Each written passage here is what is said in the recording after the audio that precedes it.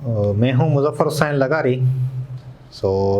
Last class में बेटा हमने डिस्कस किया था सेट्स के बारे में। सेट्स के बारे में हमने पढ़े थे, बेसिक डेफिनेशंस हमने सेट के बारे में पढ़ी। उसके बाद हमने ऑपरेशंस ऑन सेट्स पर पढ़े और उसके बाद हमने कुछ MCQs भी किए थे रिलेटेड अबाउट द सेट और methods of writing a set हमने पढ़ा। सेट्स का काफ़ी इंट्रोडक्शन किया है। आज हम जो डिस्कस करेंगे these are the properties on sets.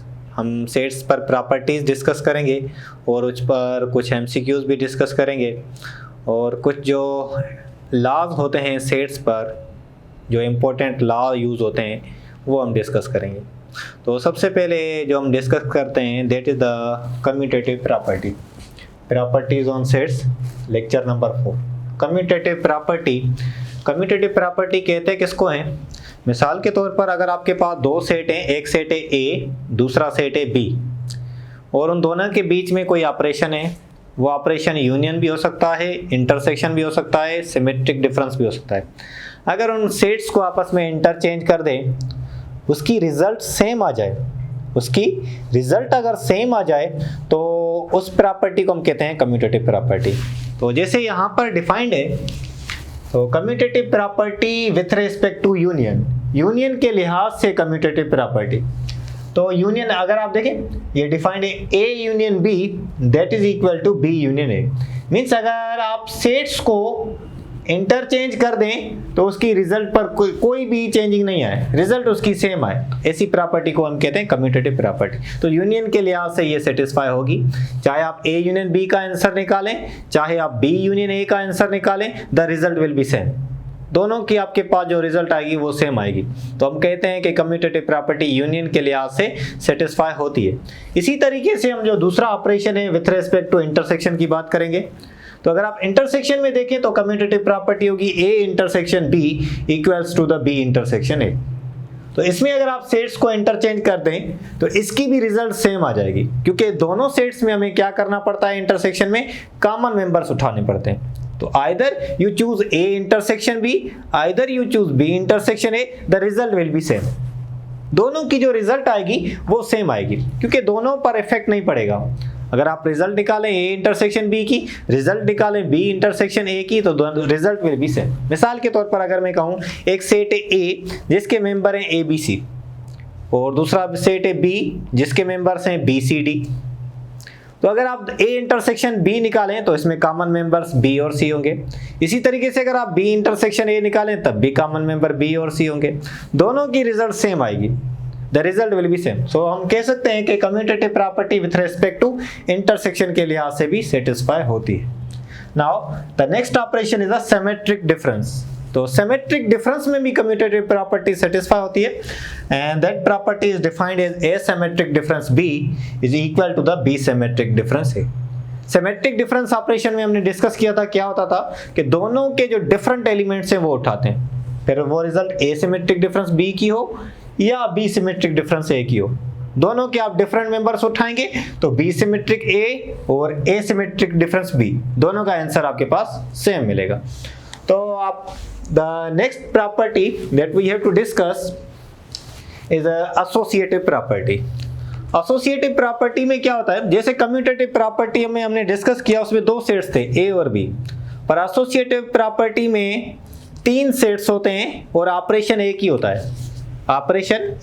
है। तो सबसे पहले हम डिस्कस करेंगे विथ रेस्पेक्ट टू यूनियन के लिहाज से। तो इसमें देखिए बेटा, एसोसिएटिव प्रॉपर्टी A यूनियन और ब्रैकेट में आ जाता है B यूनियन C। तो इसको आप ऐसे भी लिख सकते हैं। अब ब्रैकेट आप क्या कर दें, लेफ्ट पर लेकर आए A यूनियन B, फिर आप यूनियन करें C के साथ। पहले आप A यूनियन B का रिजल्ट निकालें, फिर करें यूनियन C के साथ। इन दोनों का आंसर भी आपको सेम मिलेगा।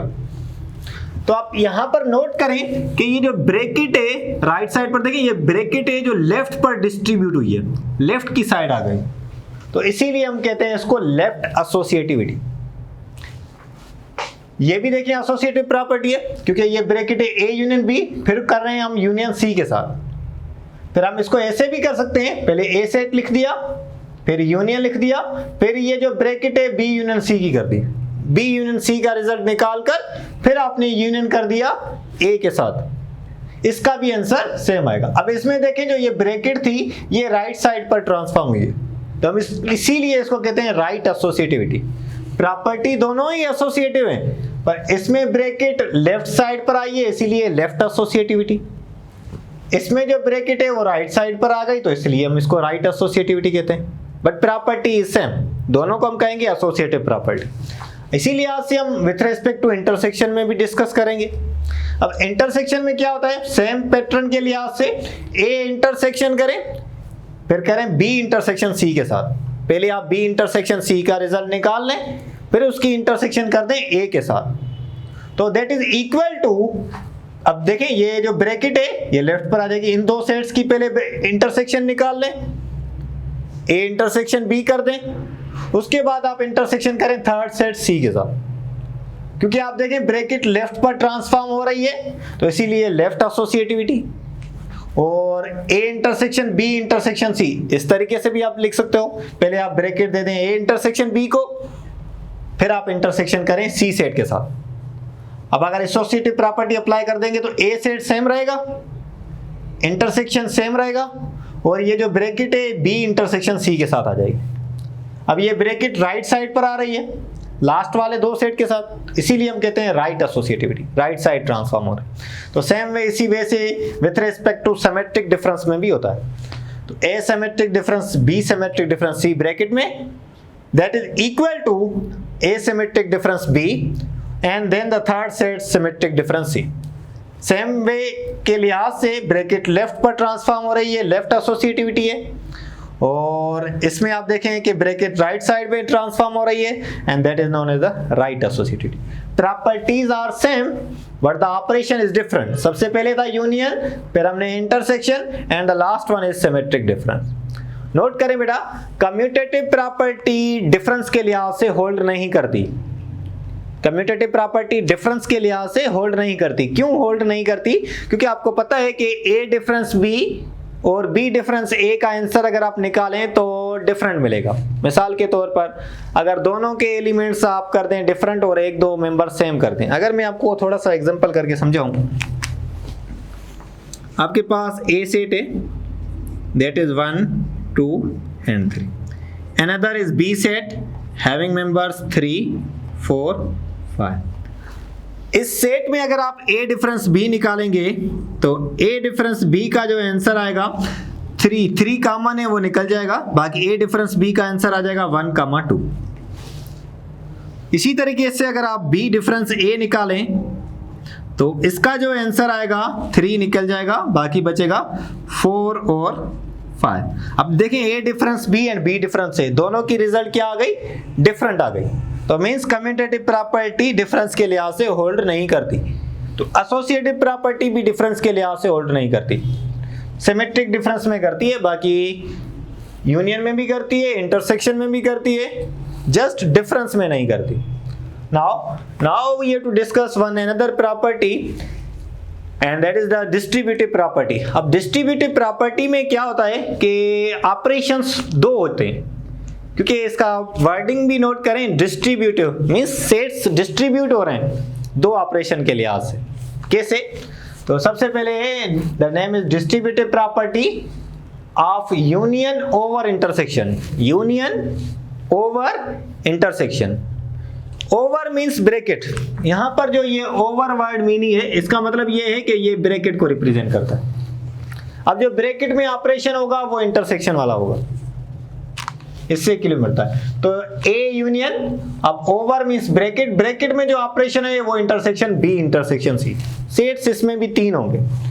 अब आप डिस्ट्रीब्यूट करें, सबसे पहले ए को यूनियन करा देंगे बी के साथ, फिर इंटरसेक्शन का ऑपरेशन सेम, फिर आप ए को यूनियन करा देंगे सी के साथ। तो ये देखें अब क्या हो गया, ये जो ए सेट है दोनों के साथ डिस्ट्रीब्यूट हो गया, या ये ब्रैकेट जो है दोनों के साथ डिस्ट्रीब्यूट हो गई।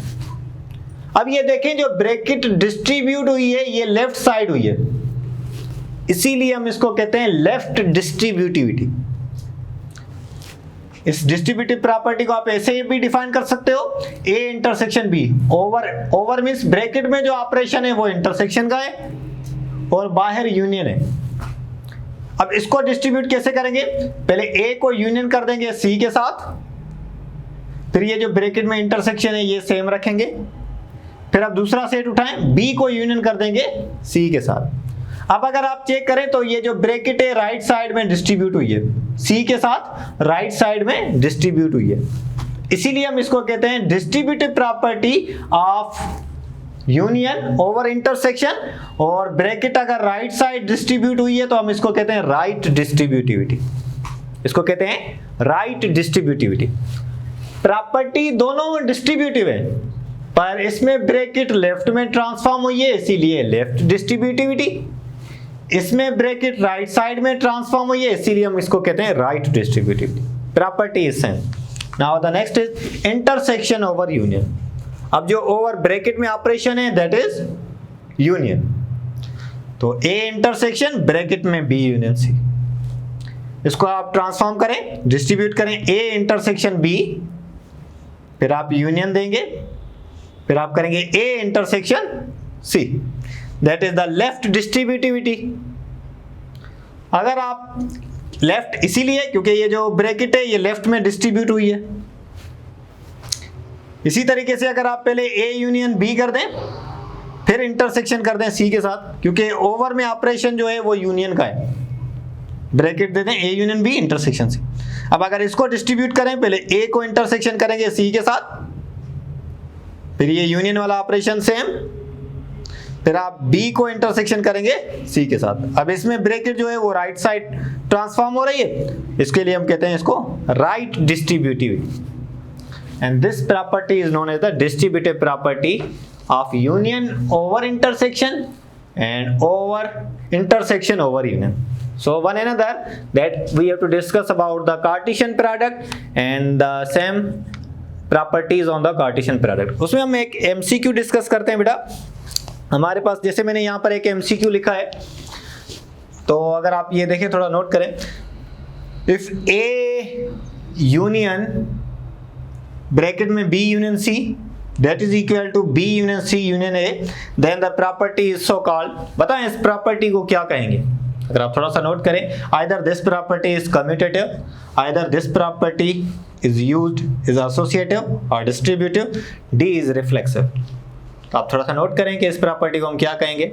तो नाउ हियर इसमें अगर आप चेक करें, this property is known as commutative। Why it is commutative property? के सेट्स तो तीन है। आप अगर थोड़ा सा नोट करें, आप एक सेट ये है कंप्लीट इसका रिजल्ट और दूसरा इसका रिजल्ट। अब ये दोनों आपस में क्या हो रहे हैं? इंटरचेंज हो रहे हैं। अब ये दोनों आपस में इंटरचेंज हो जाएंगे तो ये ब्रैकेट पुली पहले आ जाएगी, बी यूनियन सी पहले आ गया, उसके बाद यूनियन ए। अब देखिए ये दोनों आपस में इंटरचेंज हो गए।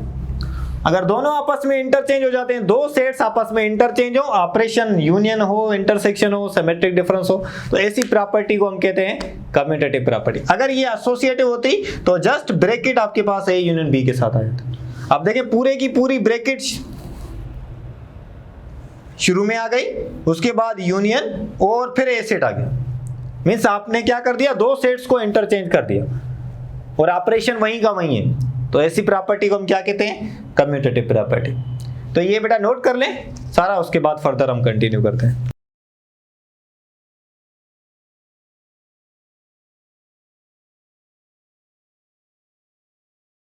ओके बेटा, तो आपने नोट कर लिया। तो अब हम डिस्कस करते हैं थोड़ा सा ऑर्डर्ड पेयर के बारे में। उसके बाद हम जो एक ऑपरेशन लास्ट ऑपरेशन है सेट्स में कार्टेशियन प्रोडक्ट का, उसको हम डिस्कस करेंगे और उसकी प्रॉपर्टीज़ भी लिखेंगे और कुछ इंपॉर्टेंट पॉइंट्स हैं।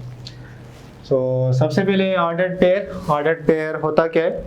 फॉर ऑल ए और बी दो रियल नंबर्स हैं। अगर आपके पास कोई से भी दो रियल नंबर्स हैं तो उसको जो ऑर्डर्ड पेयर में लिखने का मेथड है या वे है, दैट इज ना स्मॉल ब्रैकेट में लिखेंगे ए कामा बी, स्मॉल ब्रैकेट में लिखेंगे ए कामा बी।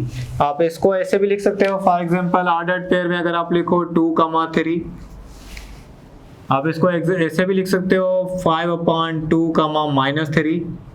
तो ऑर्डर्ड पेयर में पर दोनों के दोनों क्या होने चाहिए? रियल नंबर्स होने चाहिए। दोनों के दोनों रियल नंबर्स होने चाहिए। इसमें जो ये फर्स्ट ए है इसको आप कहते हो फर्स्ट कंपोनेंट्स। क्या कहते हो बेटा? First component. और इस बी को आप कहते हो that is the second component. ये ए है फर्स्ट कंपोनेंट और ये जो बी है that is the second component. अब उसके बाद ये नोट पॉइंट है कि two ordered pairs are said to be equal if their corresponding elements are equal. दो ऑर्डर्ड पेयर, अगर आपके पास दो ऑर्डर्ड पेयर हैं तो वो आपस में इक्वल कब होंगे? वो दो ऑर्डर्ड पेयर्स तब इक्वल आपस में हो सकते हैं जब उनके करेस्पॉन्डिंग एलिमेंट्स इक्वल हो। करेस्पॉन्डिंग एलिमेंट्स का क्या मतलब है कि जो फर्स्ट कंपोनेंट ऑर्डर्ड पेयर का है वो दूसरे ऑर्डर्ड पेयर के फर्स्ट कंपोनेंट्स के इक्वल होना चाहिए और जो सेकंड कंपोनेंट है वो सेकंड कंपोनेंट के इक्वल होना चाहिए। अगर दो ऑर्डर्ड पेयर्स आपस में इक्वल हैं तो फर्स्ट कंपोनेंट फर्स्ट के इक्वल होगा और सेकंड कंपोनेंट सेकंड के इक्वल होगा। अगर ये कंडीशन सेटिस्फाई करता है तो दोनों ऑर्डर्ड पेयर्स इक्वल होंगे। मिसाल के तौर पर यहाँ पर हमने कहा है कि हमारे पास दो ऑर्डर्ड पेयर्स हैं, एक है ए कामा बी और दूसरा है ऑर्डर्ड पेयर सी कामा डी। अब ये दो ऑर्डर्ड पेयर्स तभी इक्वल होंगे जब आपके पास ये जो फर्स्ट कंपोनेंट है ए ये किसके इक्वल होना चाहिए? सी के इक्वल होना चाहिए और जो सेकंड कंपोनेंट है बी ये किसके इक्वल होना चाहिए? डी के इक्वल होना चाहिए।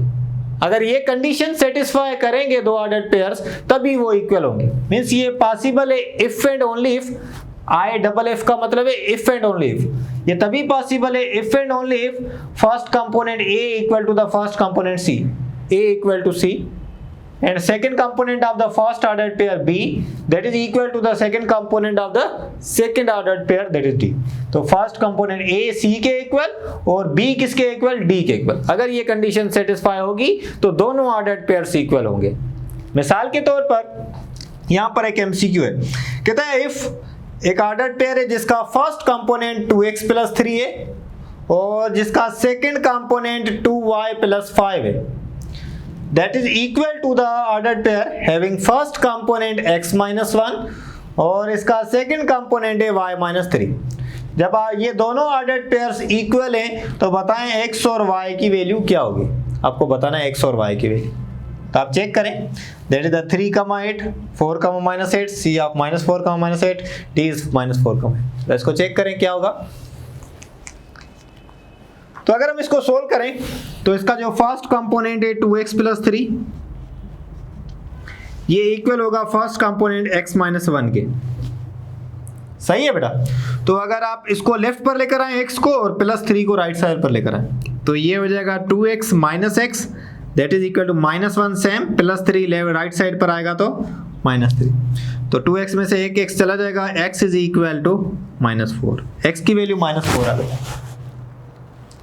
इसी तरीके से अगर आप सेकंड कंपोनेंट सोल्व करें, अब x की वैल्यू -4 किस में है? इसमें नहीं है, इसमें नहीं है, इसमें और इसमें। मींस आइदर C और D is the correct answer. या तो C होगा या तो D होगा। अब C और D में से चेक करना है। सेकंड में A कंपोनेंट -8 है और सेकंड कंपोनेंट इसमें +8 है। हम चेक करते हैं 2y + 5 that is equal to y - 3। Same pattern के लिहाज से y को लेफ्ट पर लेकर आए, 2y - y is equal to -3 + 5 इस साइड आएगा -5, तो y will be equal to -8। सही, तो mean the right answer is -4, -8 mean C is the right answer. तो आपको जब भी आपको इक्वेशन सोल्व करनी हो कॉम्प्लेक्स इक्वेशन या ऑर्डर्ड पेयर के लिहाज से तो आप करेस्पॉन्डिंग एलिमेंट्स को आपस में इक्वल करोगे तो आपके पास फिर उसके बाद आप x या y की जो भी आपके पास वैल्यू रिक्वायर्ड है वो सिंप्लीफाई करोगे। तो नोट करना होगा कि आपके करेस्पॉन्डिंग कंपोनेंट्स आपस में सेटिस्फाई करते हैं या नहीं। अगर सेटिस्फाई करते हैं तो आप कहेंगे कि the given answer is this one -4 या तो आप ऐसे भी कर सकते थे कि वैल्यू पुट कर सकते थे। वैल्यू पुट करते, जैसे मैं यहाँ पर 3 पुट करता, 2 3 6, 6 और 3 9 हो गया। यहाँ पर 3 पुट करता 3 - 1 is 2, तो मेरे से ये गलत हो गया। अगर हम 4 पुट करते 2 4 8, 8 और 3 11 और यहाँ पर 4 - 1 3, ये भी गलत हो गया। -4 पुट करें, -4 - 1 -5, -4 पुट करेंगे, -4 2 -8, -8 + 3 -5, -4 सेटिस्फाई कर रहा है। अब -8 पर वेरीफाई करेंगे y कंपोनेंट, तो जो सेटिस्फाई होगा उसके लिए आप अब हम डिस्कस करते हैं Cartesian product. The next last operation that we have to discuss is a Cartesian product. Cartesian product क्या होती है बेटा? अगर आपको दो सेट की कार्टेशियन प्रोडक्ट निकालनी है तो बेसिकली कार्टेशियन प्रोडक्ट एक सेट ऑफ ऑर्डर्ड पेयर्स होता है। जैसे हमने ऑर्डर्ड पेयर्स के बारे में पढ़ा, तो वो ऑर्डर्ड पेयर्स का सेट होता है कंप्लीट। अब वो ऑर्डर्ड पेयर्स का सेट इस तरीके से होता है कि अगर आपको ए कार्टेशियन प्रोडक्ट बी निकालनी है तो ऑर्डर्ड पेयर में जो फर्स्ट कंपोनेंट्स होंगे वो ए सेट के होंगे और जो सेकंड कंपोनेंट होंगे वो बी सेट के होंगे। तो आप कार्टेशियन प्रोडक्ट के लिहाज से इससे अरेंजमेंट्स बनाएंगे और आपको रिजल्ट मिल जाएगी। तो इसमें मैंने डेफिनेशन लिखी है, let A and B are two non empty sets. दोनों का नॉन एम्प्टी होना लाजमी है। अगर आपके पास कोई सेट एम्प्टी होगा तो आप ऑर्डर्ड पेयर कैसे बनाओगे, क्योंकि उसमें एलिमेंट्स ही नहीं होगा। तो ऑर्डर्ड पेयर बनाने के लिए हमेशा आपको दोनों सेट्स में मेंबर्स चाहिए। अगर आपके पास मेंबर्स होंगे तभी आप ऑर्डर्ड पेयर बना पाओगे, अदरवाइज आप ऑर्डर पेयर नहीं बना सकते। तो मैंने लिखा है let A and B are two non empty sets, then the Cartesian product A Cartesian product B, A Cartesian product B is क्या है? The set of ordered pairs is the set of, set है किसका बेटा? Set है ordered pairs का set. Such that, इस तरीके से are first components belongs to A, क्योंकि ए कार्टेशियन प्रोडक्ट बी है, and second component belongs to B. सही है, दैट इज द डेफिनेशन। अब इसको हमने बिल्डर फॉर्म में भी डिफाइन किया है, A Cartesian product B is equal to, that is the set of ordered pairs A comma B, ordered pairs का सेट है such that, that is the notation of such that, इस तरीके से कि जो फर्स्ट कंपोनेंट A है वो belongs करे A से एंड जो सेकंड कंपोनेंट B है वो बिलोंग्स करे B से। तो जितने भी ऑर्डर्ड पेयर्स इस तरीके के बनेंगे वो जो सेट बनेगा वो एक कार्टेशियन प्रोडक्ट B का होगा। मैंने यहाँ पर एग्जांपल में लिखता हूँ, अगर आपके पास एक सेट है A जिसके मेंबर हैं 1 2 और एक सेट है B जिसके मेंबर हैं 3 4। अगर आपको इसकी कार्टेशियन प्रोडक्ट निकालनी है, आपको निकालनी है ए कार्टेशियन प्रोडक्ट बी। आप देखें ए के मेंबर हैं 1 2, कार्टेशियन प्रोडक्ट बी के मेंबर हैं 3 4। अगर आप इसकी ए कार्टेशियन प्रोडक्ट बी निकालें तो आप ऑर्डर्ड पेयर्स बनाएं, फर्स्ट कंपोनेंट फर्स्ट सेट का, सेकंड कंपोनेंट सेकंड का। तो ऑर्डर्ड पेयर बनाएं, 1 का बनाएंगे 3 के साथ, फिर दोबारा 1 का बनेगा 4 के साथ। तो जितने भी बी सेट में मेंबर्स होंगे तो एक मेंबर लेकर सारों के साथ बना लेंगे। फिर इसी जब एक मेंबर लेकर सारों के साथ बन जाएगा तो फिर अब दूसरा मेंबर लें। अब 2 का बनाएंगे 3 के साथ, इसी तरीके से 2 का बनाएंगे 4 के साथ। तो that represent the A Cartesian product B. अगर आप बी कार्टेशियन प्रोडक्ट ए निकालें, तो अगर मैं बी कार्टेशियन प्रोडक्ट ए निकालूं डायरेक्टली, तो आप बनाएंगे पहले 3 के साथ बनाएंगे, क्योंकि ये बी के मेंबर हैं। 3 का 1 के साथ और उसके बाद 3 का 2 के साथ, फिर ऑर्डर पे फिर 4 का 1 के साथ एंड देन फाइनली 4 का 2 के साथ। तो that is A Cartesian product B and this one is a B Cartesian product A. अब इसमें आप नोट करें एक पॉइंट कि ए कार्टेशियन प्रोडक्ट बी और बी कार्टेशियन प्रोडक्ट ए दोनों इक्वल नहीं है। क्यों इक्वल नहीं है? क्योंकि इसका ऑर्डर्ड पेयर है 1,3, इसका ऑर्डर्ड पेयर है 3,1।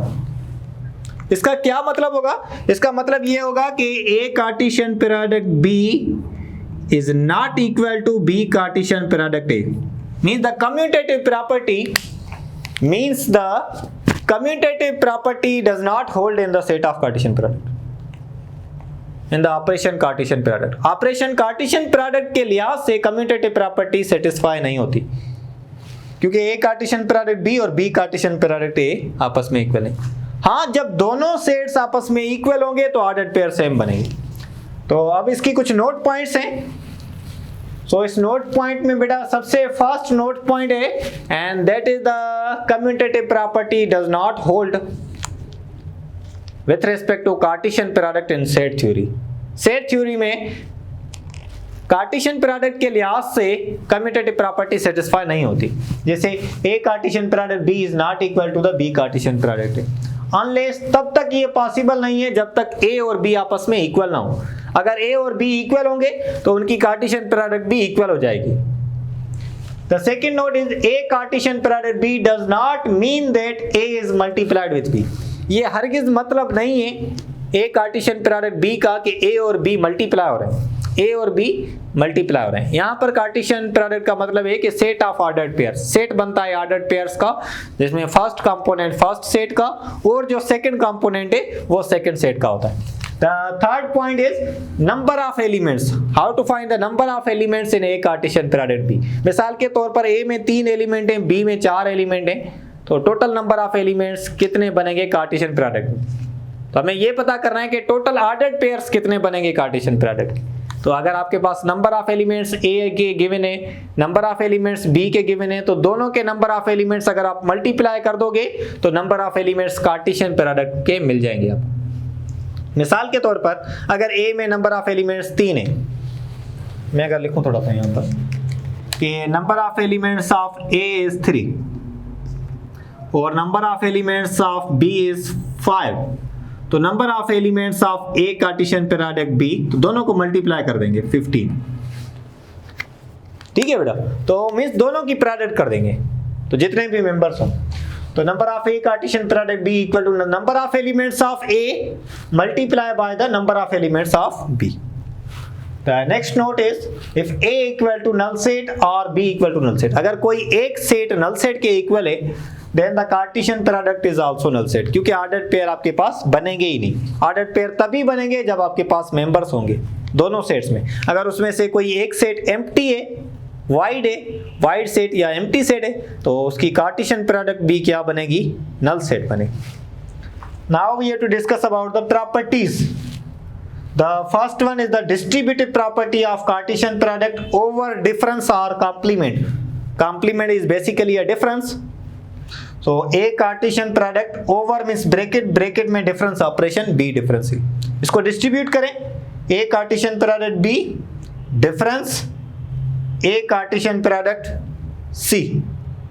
यहां तक क्लियर हो गया कि इसको डिस्ट्रीब्यूट करें A Cartesian product B difference A Cartesian product C, and that is the left distributivity. तो राइट में भी डिस्कस कर सकते हैं आप। अगर distributive property of Cartesian product over union, bracket में अगर आपके पास यूनियन ऑपरेशन है तो इसको डिस्ट्रीब्यूट करें A Cartesian product B union, फिर A को कार्टेशियन प्रोडक्ट कर देंगे C के साथ। अगर distributive property of Cartesian product over intersection है, ओवर इंटरसेक्शन है, तो A Cartesian product B intersection C that is equal to A Cartesian product B, फिर आप इंटरसेक्शन देंगे then A Cartesian product C। The last one is the distributive property of Cartesian product over symmetric difference. अगर आपके पास operation है symmetric difference, तो A Cartesian product over means bracket, bracket में B symmetric difference C that is equal to A Cartesian product B and symmetric difference A Cartesian product C। So these are the properties and operation that we have discussed. So inshallah in next class we discuss about the some important laws of set theory. That will be the last lecture, and finally we discuss about the practice sheet. Okay, thank you all.